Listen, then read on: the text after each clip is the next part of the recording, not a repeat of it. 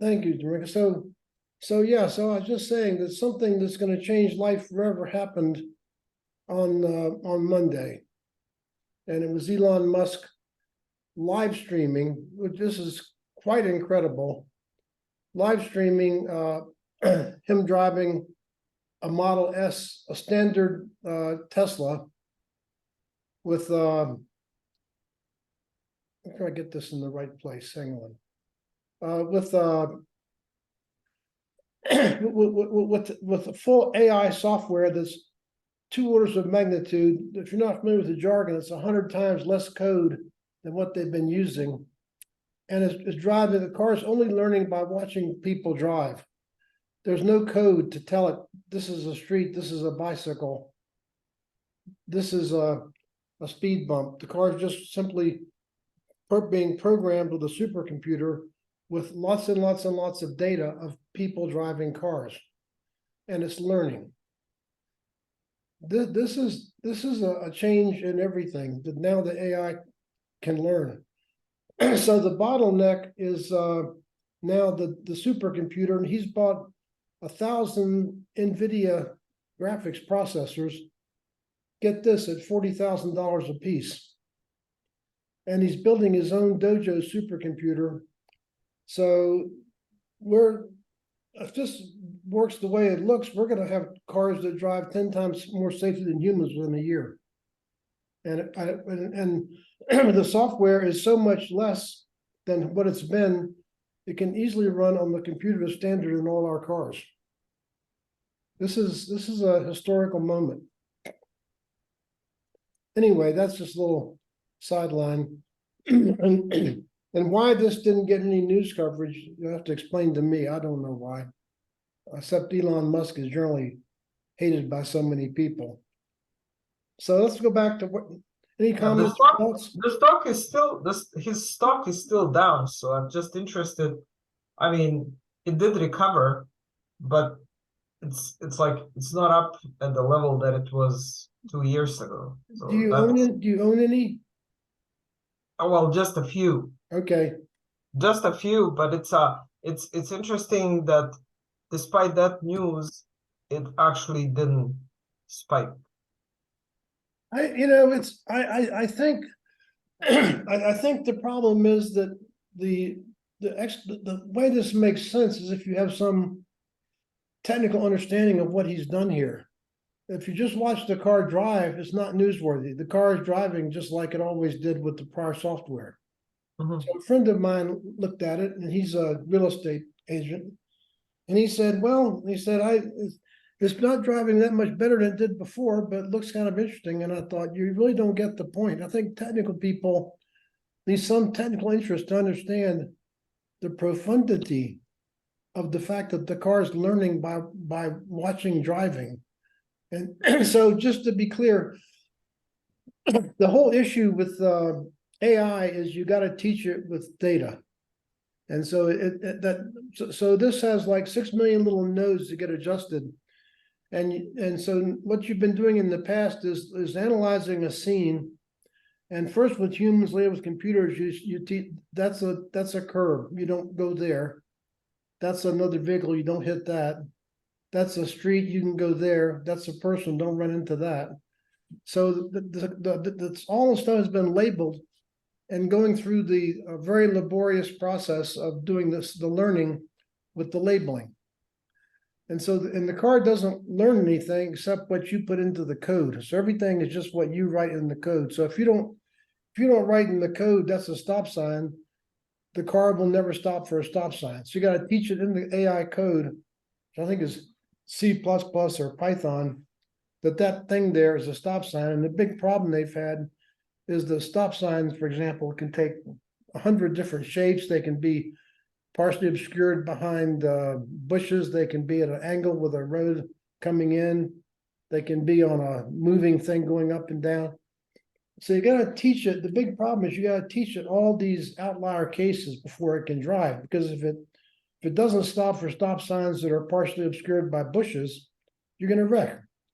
So all the work in the past 2 or 3 years has been taking something like stop signs and going into the millions of cars I think Tesla drives 1 million miles a day now in full self-driving, taking people's examples and programming the thing with more and more and more cases until you've covered everything that you're likely to see. And that's what's been going on.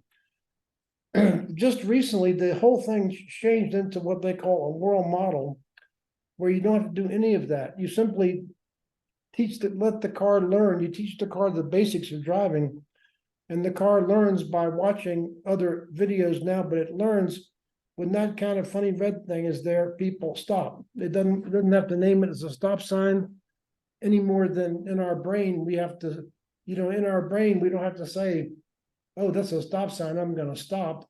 We see the red sign and we stop.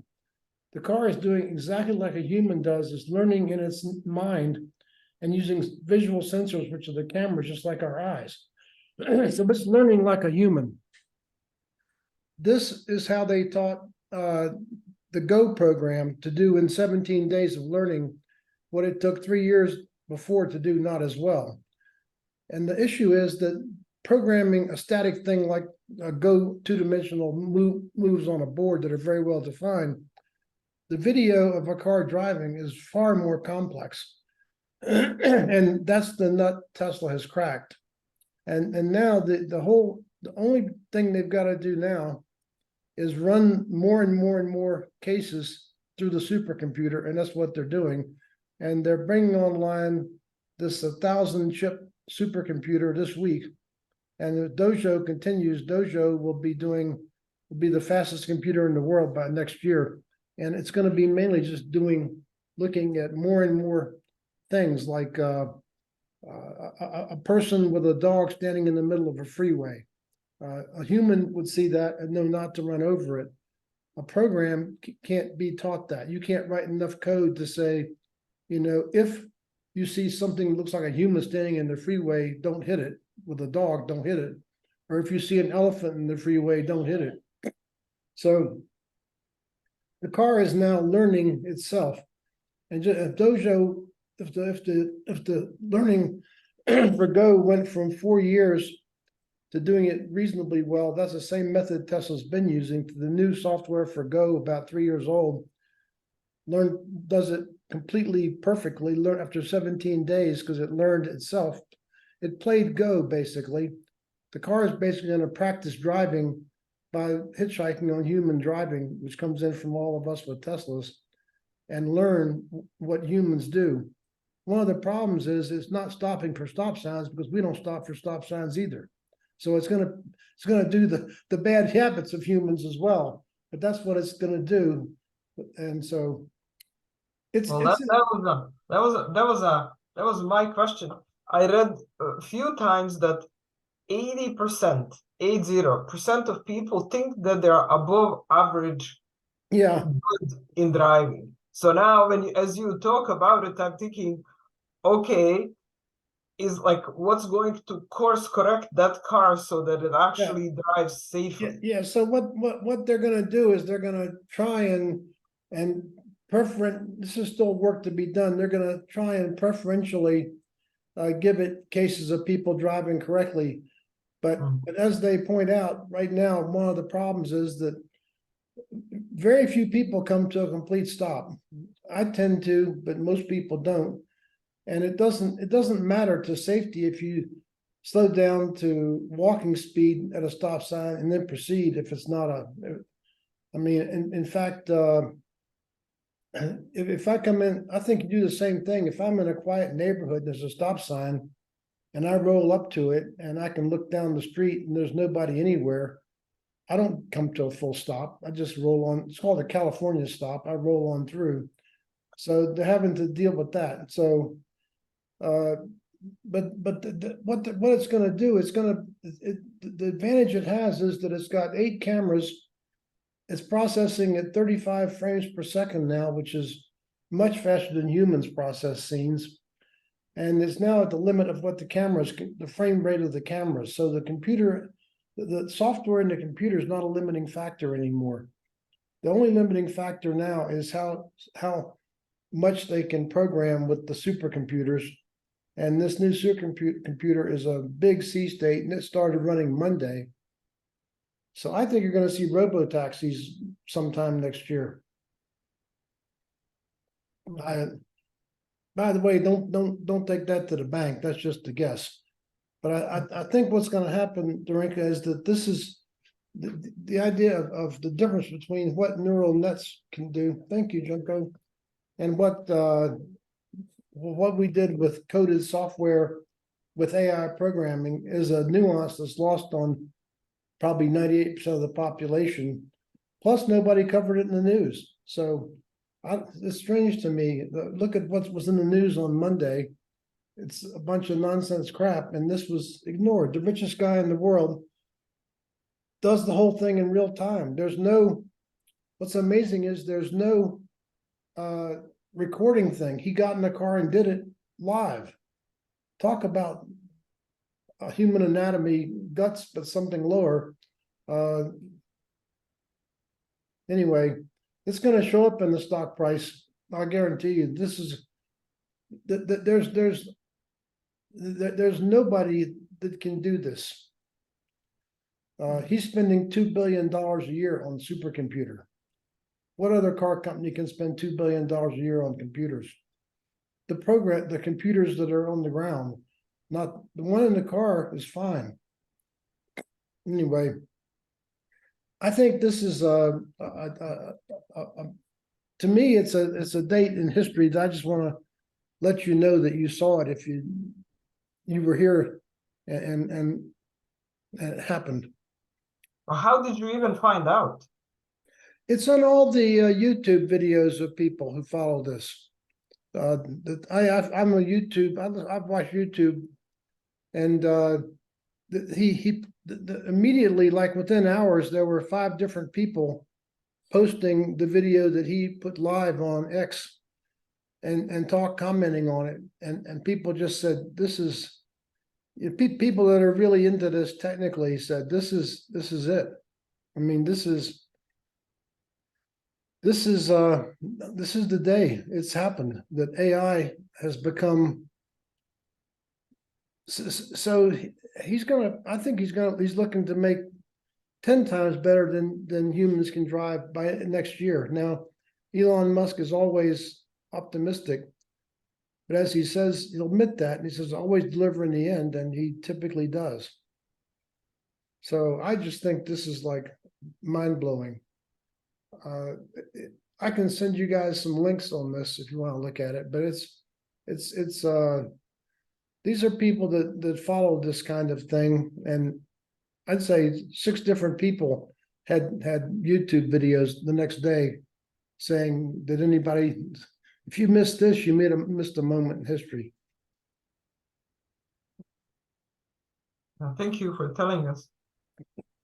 Now think about this: 1,000 NVIDIA computers that cost $40,000 a piece, all working in parallel to program this thing. I'm just astounded. I don't know anything like this happened in my lifetime, frankly. Anyway, there we are. So from the extravagant to the mundane, I put some slides in the workshop that I thought would be useful. And I realized I probably should have had this in the original workshop, kind of a little summary of the takeaways.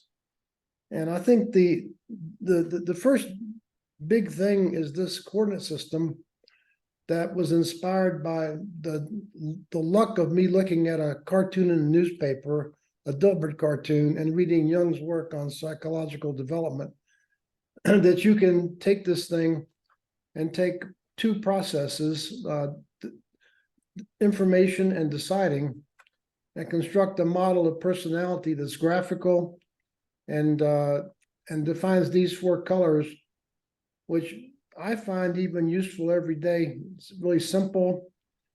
People talk about it. People that do this work will have a conversation with me and say, my wife went really orange today because we're selling our house, and et cetera, et cetera. And then to use this as a simplifying tool, like F equals MA simplifies classical mechanics and do all kinds of things. And this notion of social context fields, which I don't know anybody else, that's not true. I know one other person on earth that talks about this. I've met him actually. And this idea of a metaphor with basic science, the social fields control people's behaviors, just like physics is now since Einstein, all about fields, and you ignore them at your peril. We can and must control the social context fields by how you behave. And I love this process, AMBR, attention. It's a very limited resource, and manage how you use it. There's no doubt, whatever. In fact, as an aside, I've been sort of looking at the history of the last century and how what nations paid attention to drove everything. Japan saw that Britain was an empire and said, we want more of that. So they tried to become an empire. Right now, Chairman Xi's attention is totally focused on getting Taiwan back. It looks like he's going to burn up the world doing it. Putin looked at the fact that he's got so much of Europe needing his petroleum with these pipelines. He decided that no one's going to challenge him because they need the petroleum. This is his time. So he's focused on his petroleum pipelines and closing out routes and rebuilding the Soviet Union. So these people are all focused on something that's counterproductive. And if they could bring their attention to something more humane, the world would be different. Then the idea of mindsets, and I love this, there's a combination of thoughts and emotions. And that sets up the behavior. This is a quote from Emerson. What you do speaks so loudly, I can't hear what you say. And then a positive result will close the loop and have you reinforcing attention on something that's useful for you. So comments or questions, does this make sense? Yes, No comment. Time is processing some stuff. Processing a lot of stuff. Yeah. I mean, it's like taking it all the way back Okay. to the Yeah, foundational bedrock of what we've been doing, but it that's cannot, right. it's like, you cannot state it enough. Thank you. Yeah, I think that's really true. These ideas are so different that it takes time for them to soak in. There's no doubt, and they are profound mechanisms for understanding, I think, what's going on in the world even today. And again, how you manage your own attention is so crucial. So what I tried to do is take your attention off of all your daily woes and focus it on this AI story. Because I think this is, he's not dwell on this so far, but he's got these robots, Optimus robots, that are using the same computer as the car. And the robots can learn how to stand on an assembly line and do tasks much more complex than they've ever been before. So I think you're going to see a social upheaval as robots take over a lot of the lower level jobs. And I don't know what that means, but this is Better start coding.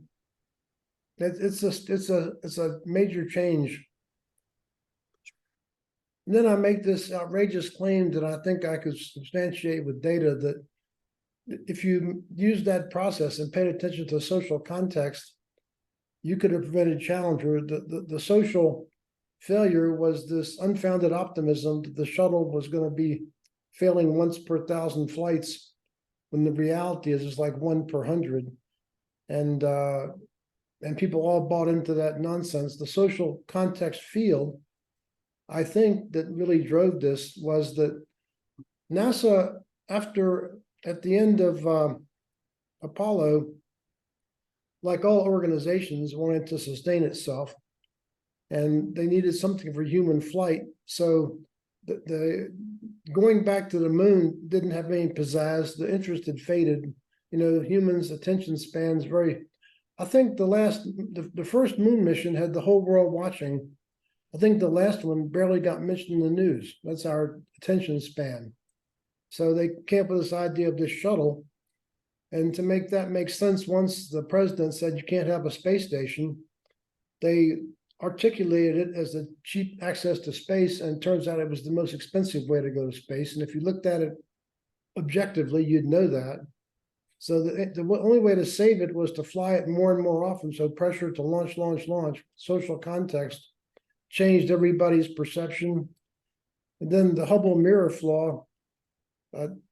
What's interesting there is that there was first thing, I think a major piece was the way everyone treated the contractor, PerkinElmer, the government, the Congress, other contractors, because they overran so much, but these torrents of criticism and nothing to acknowledge anything they'd done well, even though they'd solved some really hard problems. And in that environment, they went into confirmation bias, which is this human condition where it actually changes your perception. So you only see what you want to believe. So even though there were like dozens of hints something was wrong with this mirror, it was never reported, never acted on. Then the crash of Korean Airlines was a different social failure, inappropriate deference to authority, where the Korean airline pilots deferred to the captain, and captain started to make errors. They tuned out, and you can't fly a modern jet that way. You need one person fully attentive to what's called pilot monitoring, one person fully attentive to pilot driving. So they crashed at 17 times international norms for 4 years before somebody figured out what that problem was. Tenerife airport disaster was the same thing. KLM's most senior pilot took off down the runway without a clearance, and the second officer challenged him the first time. He started to do it, and then the guy glared at him, so he said, "This is the senior guy, I'm going to shut up." Biggest disaster in aviation history. Then Tokyo train crash, the same thing happened. In Japan, people, it's fascinating. I think on a work day before COVID anyway, like 70% of the people in Japan rode on a train. It is the transportation system. And in Tokyo, the largest city in the world, there's lots and lots of transfers. And they're often set up schedules with 1 minute between the transfers.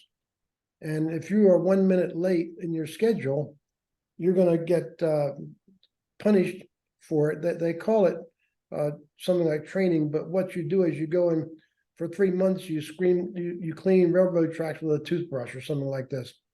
So in order to avoid being punished when he overran the station, he took some time to, that would have also gotten him sent into the toothbrush track cleaning story. He tried to get the conductor to not tell. Now that left him 2 minutes behind. So he sped up, over speed, intentionally violated the speed limit, derailed, killing hundreds of people. The same thing to avoid punishment. And even Fukushima Daiichi, it's the same thing. There was plenty of warnings that these backup generators had to be moved up the hill off the seawall. And over and over and over, and the powers that be said, "No, we're not doing it." So the worker just said, "Okay." So we have that catastrophe. The MAX crashes is the same thing. And what happened here is that the CEO of Boeing sees that Airbus is mounting the A321 new engine option, 15% better fuel economy. As people say, "What are we going to do about this?" He said, "Nothing. If it's not Boeing, we're not going. Our customers won't move." Then a year later, he gets a call from American Airlines, said, "We're going to buy the NEOs because we can't afford to ignore 15% improvement in fuel. It's an airline's biggest expense." And so he says, "Well, would you buy the MAX, the 737, if we can meet that goal?" And the guy says, "Yeah." And he said, "But you got to meet the schedule." So he starts to develop an airplane a year faster than normal, and with major technical problem that the 737, because it was designed in the 60s, sits barely off the ground, so there's not enough clearance for the engines. So the plane becomes unstable, and they basically lie about it and put in systems they don't tell anybody. The same thing, the engineers know better, just like they didn't challenge, they know better, but they're pushed by management.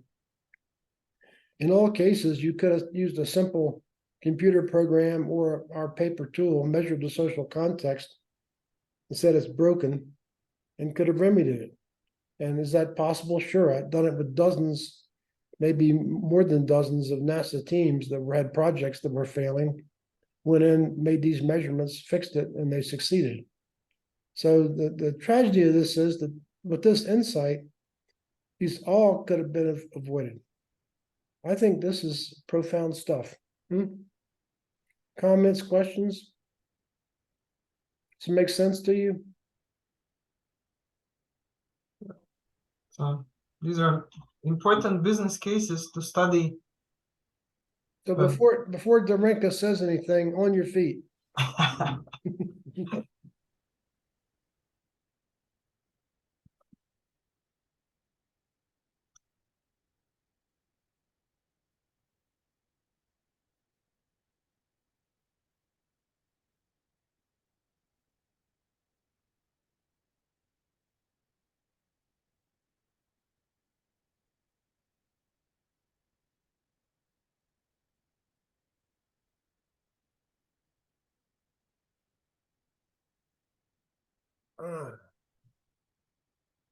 I should say, I'm showing you these just because they're so dramatic. I've looked at many of these that people have brought to my attention, a gas line explosion in Mexico, the overruns of the Big Dig, overruns at Denver Airport, on and on and on, NASA projects. These are just examples. I've never seen a failure yet that I couldn't attribute to social context failure that people thought was a technical failure. So I thought this was an important thing.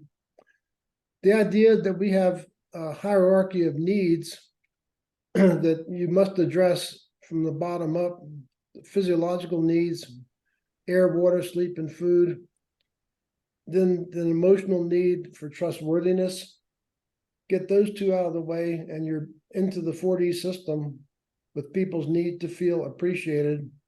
So I was talking with somebody about what's going on in China, and fundamentally, I think the thing that's in their craw is not Taiwan.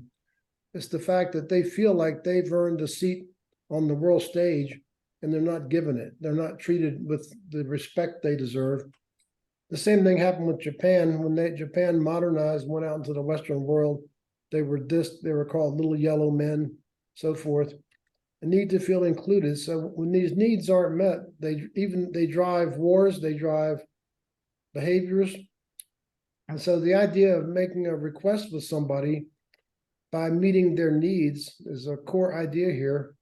And these are the two deepest, the emotional side needs, because when these aren't met, the emotions kick in and they overpower everything. So this is a really important idea. And the last two are kind of just for completion's sake. They're important. But if you meet people's need to feel appreciated and included, and the same thing with China, they're not on the same level in the various world forums as the Western countries, particularly the US. So we don't meet these needs, people are going to act on it. So you get wars. So go back to any of the wars, it's all about people. Donald Trump's problem is he doesn't feel appreciated by the people that he cares about. So he destroyed the system. And I think, war with China looks to me like it's almost inevitable at this point in the next year or so. So Charlie, I have a question because Donald Trump is a really good example. Like, is there a point at which this doesn't work because there is a bottomless pit of needing to feel appreciated? Like you're starting to get into people that have like profound like personality disorders, probably. I think it doesn't work then. Okay. No, let me back up here. So I did work with a guy that had, I'd say, personality disorders, the Dan Golden, head of NASA. And I was able to relate with him in a way nobody else was. But that's because I appreciated him from what he had done before. I really authentically appreciated Dan. I'd known him when he was a big shot at TRW, and he'd done some really important things for me as a customer. So I think the problem is that people they don't behave in ways that makes it easy for people to appreciate them. So they don't get it. But I think if they understood that's what it's about and began to behave accordingly, it would. But even in that case, the fact that he felt appreciated by me, and I did appreciate his good qualities. He's a smart guy, despite his toxic personality. That it was effective. I think more effective than anything else I knew, and I could talk to him in ways no one else could. That really was, I think, enabled by the fact that he did feel like I appreciated him. And, I got a lot of guff from my friends at NASA when I said, oh, he's a great guy. And he shows up and does this wacko stuff. And everybody tuned him out. I didn't have that problem. I could talk to him. So I don't know the answer to your question as far as every case, but if you can find a way to, if I had not known Dan before he showed up at NASA, we would not have gotten along at all. I think the fact that I appreciated what he had done for me and the program in previous context set that up for me. I may have been one of, he only had, let me say this, he also had supporters who were similarly toxic. But in terms of the people that were real down-to-earth, honest people, I was probably about it. So I just say experiment with it. I think everything here should be a try. That's all. Yeah, I've got a doc where I really do appreciate and respect some of the work that he's done previous, and he's a physician. He's a smart guy. Yeah. And we've included him, and he almost resents the fact that he's included in some of our meetings. He's like, just get me out of there. And then he wants back in. Like he's got to be like somehow unstable. He really minimizes like this appreciation, and I really do appreciate. And he's just like, I don't want to hear any of that. Don't invite me to your meetings. Like he's pretty toxic. So I'm gonna tell you what's the very orange. I think the issue there is that he doesn't see you as a peer. Probably. Okay. So with Dan Golden, I think he knew me pretty well. And I think he saw me as a peer. And so when I appreciated him, it mattered. I don't know if that's literally true, but I think, I think he respected what I had done, the fact that I have a PhD in physics and successfully run this program, and did a lot of things that he saw that I probably respected that I did. Maybe the most notable was I ran a competition for a multi-billion-dollar program. His company was involved, and the way I managed that, I think that I got his respect, and that's once I had that, the fact that I appreciated him mattered to him. If that wasn't there, it probably wouldn't have worked. So I think he probably views you as a lesser entity. Despite our non-par roles in the company, I think that's true, despite the reality. So I think the question becomes then, if you do that, but it doesn't matter to that person, is this, something that, doesn't necessarily work in that. That's right. I think that's right. Yep. Yeah. There's more going on there. I think there's a bedrock of some real dysfunction, but I think ultimately you're right. Like there's no amount of appreciation that I can do for this particular individual. You can't, because he's not gonna see it coming from someone that's his peer. That matters. Yeah, I don't know. And there's nothing you can do about that. At some point people say, what do I do about this? It's, wait, you got two options: live with it or move on. I mean, that's all you can manage is yourself. Yep. So, trying to change other people, don't even bother.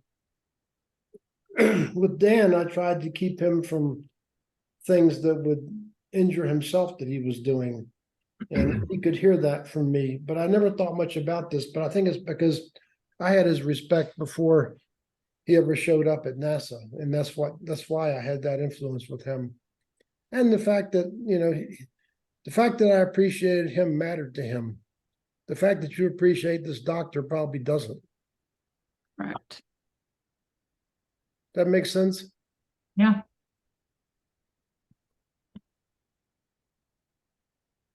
And when you don't meet humans' needs, things collapse. This is a really important point that I think people tend to forget about, because I heard a conversation with people recently who've been in a workshop and this never came up. So I just want to remind you of an exercise that I used to do with the class. I'd have people write the names of leaders they admired in their workbooks.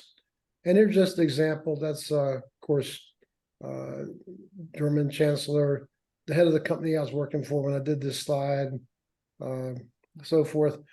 And then I have people write the attributes that made these people great. And the things they write about tend to cross the 4 dimensions. They're caring and empathetic, collaborative, innovative, decisive. Then I have the group decide whether each was more about attitudes or skills. And people know this. When I ask people what they think the groups do, they say skills. I said, no, they say attitudes. They know it, okay? And these 4 things at the bottom here, I put for examples, are all attitudes. They're not skills, I don't think, or it's maybe a mixture. So if you want to talk about leadership, to me, if you don't start off with the fact that it's about your mindset first, then you've lost me, because that's what I believe. So attitude is everything. And I thought, after I discovered this, I went back and asked myself, I've had a whole lot of training at NASA by expensive trainers in so-called leadership training. Did anyone ever teach attitude? The word was never even mentioned. So that's why I think the U.S. business spends the NASA budget on leadership training every year. If you do employee surveys of the effectiveness of their leaders, they're extremely low. And how can this be? How can you spend $20 billion a year on something that's not working? The answer is they don't understand what it is at its core. Again, not going back to the first principle of this thing.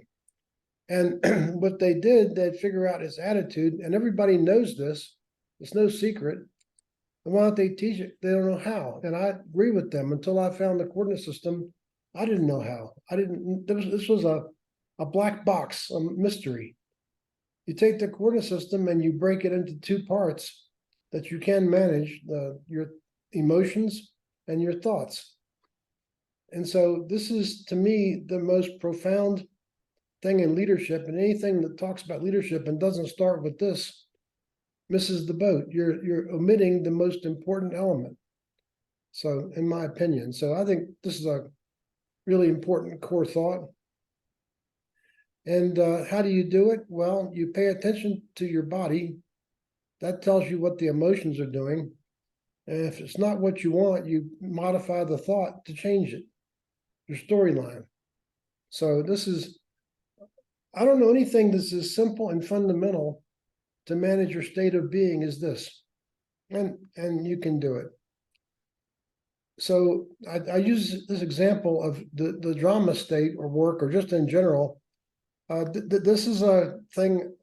So another exercise I used to do, I quit doing it, but I had people write down complaints on Post-its, and this one frequently came up with groups.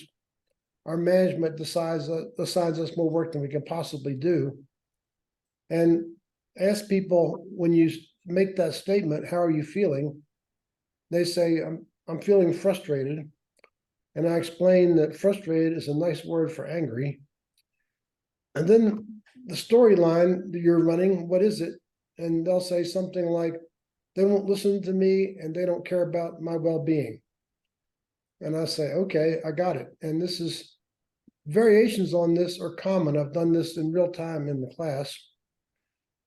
And what state of mind are you in? You're in the place of no action, victim blamer. And the result is, this is the AMBR process. The result is bad feelings and no relief from your situation. So change your mindset with changing your storylines to ones with empathy and accountability. Again, we're back to the basics. So if you want to know how to take storylines that make your life function with responsibility, that means the ability to respond, you think about empathy and accountability. These are diagonal in the 4D system. That's why I like them. So the empathy is management's overloaded too. If you look at them, they're probably working longer hours than you are. When I was in management, we stayed a couple hours longer every day than the working people. There was stuff to do. And they're overloaded. They're maybe more than you. And then be accountable for what's happening. So accountability means, what can you do? How can you take responsibility for this? You can look at this and say, I've not helped them understand what the situation is. So that storyline will shift then your emotion. And this makes people feel glad because there's something they can do about it. Usually people like to solve problems. Now your behavior is going to set up open and honest communication. And the result is good feelings and deeper consideration. So the idea that you can manage your stress, etc., or help it with this process, I think is a very profound thought. I don't know anybody else that's doing this.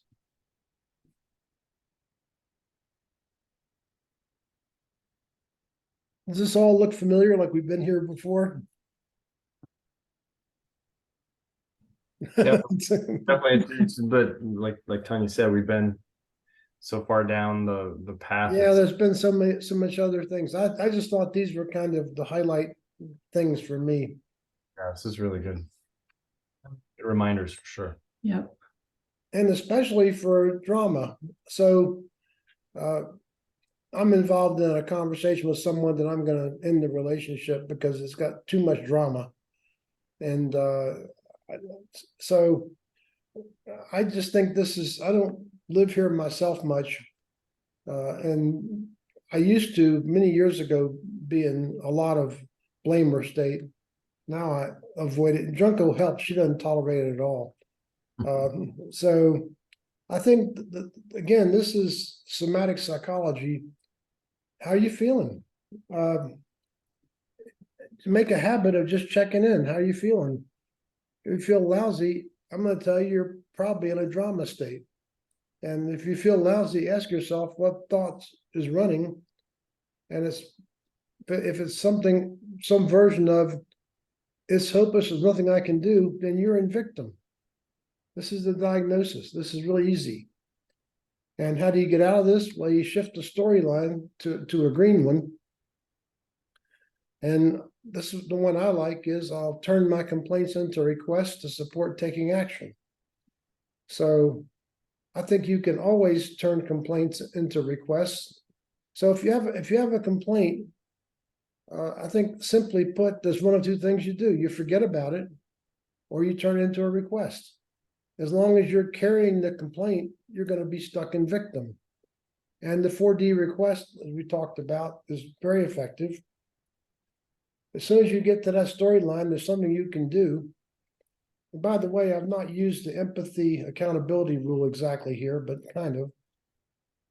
You feel good, and now you can exit this place and do what's got to be done. Make the request. I think something that can help you not get into drama states, these are states of being, is very useful.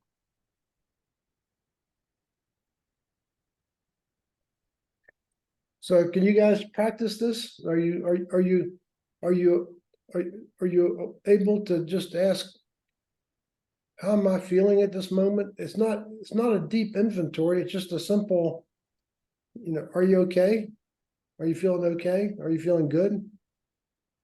If you're feeling lousy, this was the victim state. The other one's the blamer state. I didn't put all four in here, but I think the victim is the most common. It's where you, I think you pick this up at a time when you're truly helpless, which is childhood. And that's where it starts. And so habits that start that early are hard to get out of. And what you want to do is be able to respond. You know, there's a metaphor I had in the visual where you pick up a pan with a hot handle. You want to advisedly let it go. That's what we're trying to do is let the pan go, get out of this. Forget about it or take action. And if there's sometimes situation is such that it can't be remedied, so you don't stay there because it's toxic for you. Good comments, thoughts?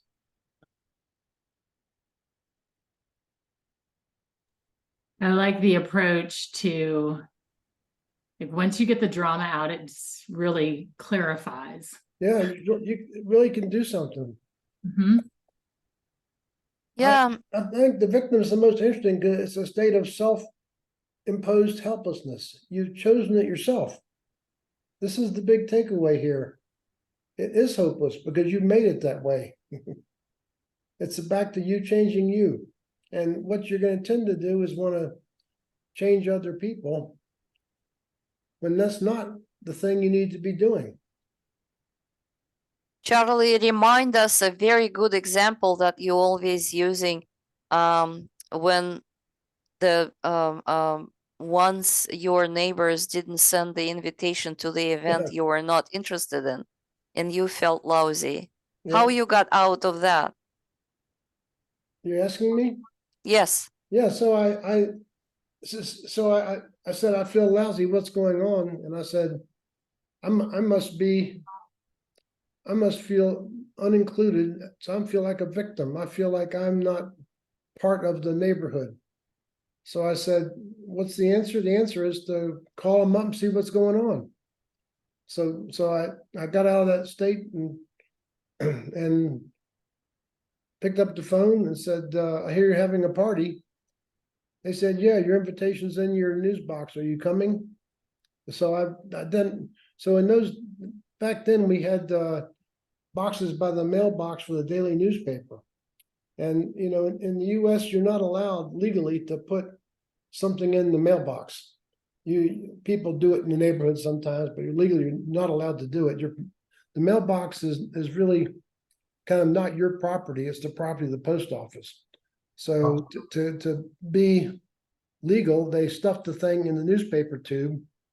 And I didn't even look in there since we stopped getting the newspaper by paper years ago. Some people still got it.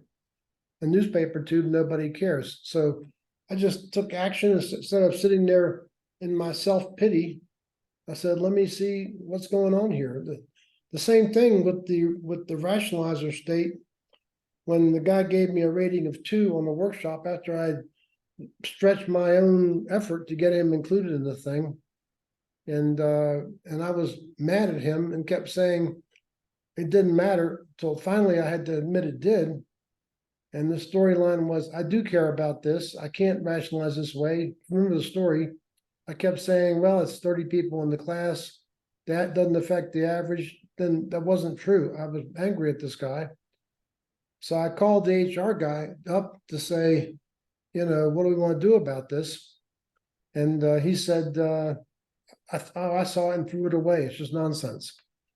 So it ended all my grief, suffering, and pain immediately. And the same thing, the only problem with the invitation story, as I mentioned before, was we usually managed to avoid these things. Junko and I hated going to them so much that we would arrange an out-of-town trip, even an air flight somewhere to not be home.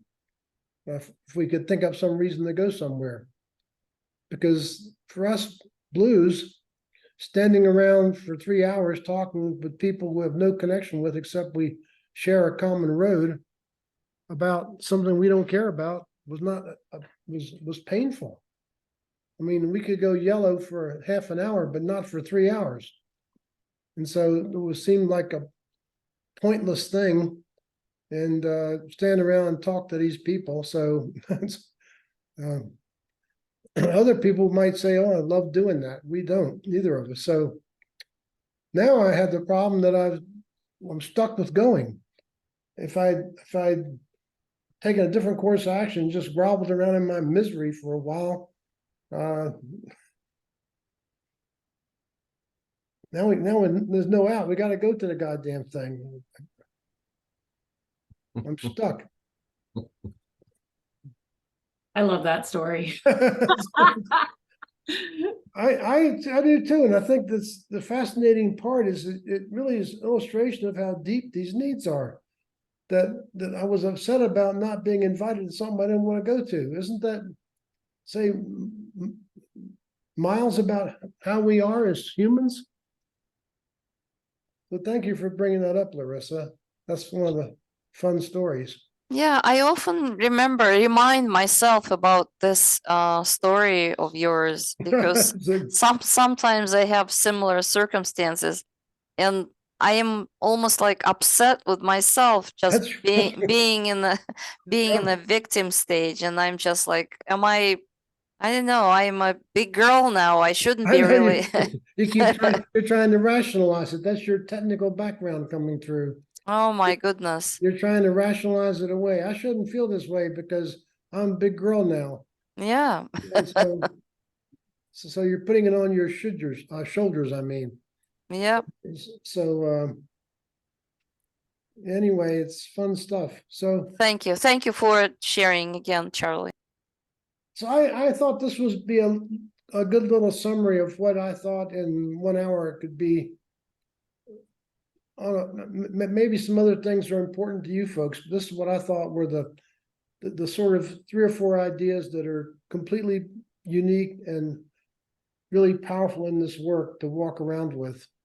The idea of the coordinate system and how you use it, the colors of personality, the social context field idea that can predict success or failure. I think this is really powerful stuff. I didn't talk much about this, but early on, when I was experimenting with this, I took 4, 5, 6 NASA projects I'd been familiar with or managed or been part of, and 3 were great successes in every way, and 3 were failures.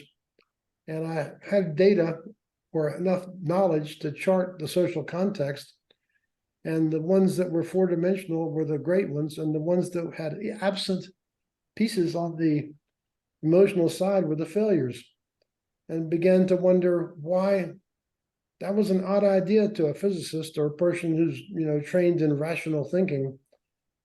Do we really have emotional needs like that? And then back to some years later, connected into Maslow's hierarchy, and there it is in plain sight. Those are our deepest needs, and they got to be dealt with. So it's 9:59. Somebody want the last word? Thank you. It's always amazing listening to your stories. Thank you very much, Charlie. Thank you. Yeah. Thank you.